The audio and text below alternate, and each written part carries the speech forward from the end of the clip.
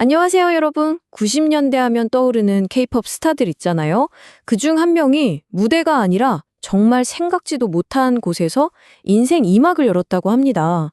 정말 대단하고 또 놀라운 그녀의 이야기 지금부터 한번 같이 따라가 볼까요? 자, 우리 모두가 정말 사랑했던 1세대 걸그룹 멤버잖아요. 과연 그녀가 선택한 새로운 직업은 대체 뭐였을까요? 바로 미용사였어요. 어떠세요? 좀 의외인가요? 근데 말이죠.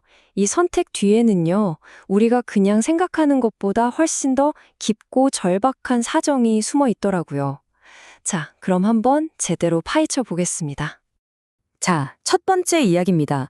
그 화려했던 걸그룹 주얼리의 멤버 이지연 씨가 어떻게 마이크 대신 가위랑 빗을 잡게 됐는지 그 시작부터 한번 살펴보죠. 자, 먼저 이지연 씨가 누구인지 잘 모르시는 분들을 위해 잠깐 짚고 넘어갈게요. 1998년에 데뷔해서 2001년부터는 그야말로 전설적인 걸그룹이죠. 주얼리 멤버로 활동하면서 정말 최고의 인기를 누렸던 스타입니다.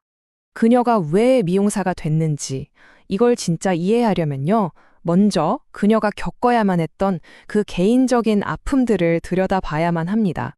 이 타임라인을 한번 보세요. 그녀의 삶이 얼마나 정말 격동적이었는지 한눈에 보이죠? 2013년에 결혼했지만 딱 3년 만에 첫 번째 아픔을 겪었고요. 바로 다음에 새로운 시작을 꿈꿨지만 그 관계 역시 3년을 채 넘기지 못했습니다. 그러니까 불과 몇 년 사이에 두 번이나 정말 큰 상처를 입게 된 거죠. 이 과정에서 그녀가 느꼈을 고통은 정말 상상 이상이었을 겁니다. 혼자서 두 아이를 키워야 한다는 그 무거운 책임감은 물론이고요. 두 번째 이혼 후에는 스트레스가 너무 심해서 공황장애까지 왔었다고 직접 고백했죠. 심지어 자기 때문에 가족들까지 힘들어하는 걸 보면서 엄청난 죄책감을 느꼈다고 해요.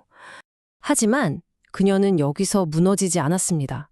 오히려 이 위기를요, 자신의 미래를 위한 아주 전략적인 기회로 바꿔버렸어요.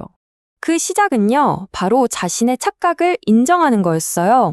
아, 내가 진입장벽이 낮다고 생각했는데 그게 정말 큰 착각이었구나. 이렇게 솔직하게 인정을 한 거죠. 그리고 그 깨달음을 바탕으로 2년이라는 시간과 5천만 원이라는 엄청난 돈을 투자하기로 과감하게 결심하고 마침내 미래를 위한 기술을 선택하게 된 겁니다. 네, 2년입니다. 이게 바로 그녀가 이 새로운 기술을 온전히 자기 걸로 만들기 위해서 쏟아부은 시간이에요. 뭐 하루 이틀도 아니고요. 꼬박 2년이라는 세월을 투자한 거죠. 그리고 이건 그녀가 투자한 돈입니다. 무려 5천만 원. 와, 이게 그냥 뭐 취미로 한 게 아니라는 거죠. 이 숫자가 뭘 의미하겠어요? 바로 그녀가 자신의 미래, 그리고 아이들의 생계를 걸고 얼마나 절박하게 또 진심으로 이 일에 임했는지를 보여주는 겁니다. 자, 그럼 이런 궁금증이 생기죠. 아니, 세상에 수많은 직업이 있는데 왜 하필 미용사였을까요? 여기에는요, 아주 현실적이면서도 현명한 이유가 있었습니다. 자, 바로 이겁니다. 이게 그녀 선택의 핵심이에요. 그녀는 딱 판단한 거죠. 미용은 AI가 절대 대체할 수 없는 직업이다. 왜 그랬을까요? 두 번의 이혼을 겪으면서 삶의 기반이 통째로 흔들리는 고통을 겪었잖아요. 그렇기 때문에 두 아이를 위해서 다시는 흔들리지 않을 절대적인 안정이 필요했던 거예요. 그래서 이 인공지능 시대에도 끝까지 살아남을 수 있는 거, 바로 사람의 섬세한 손길과 감각, 그 기술에 자신의 미래를 걸었던 겁니다.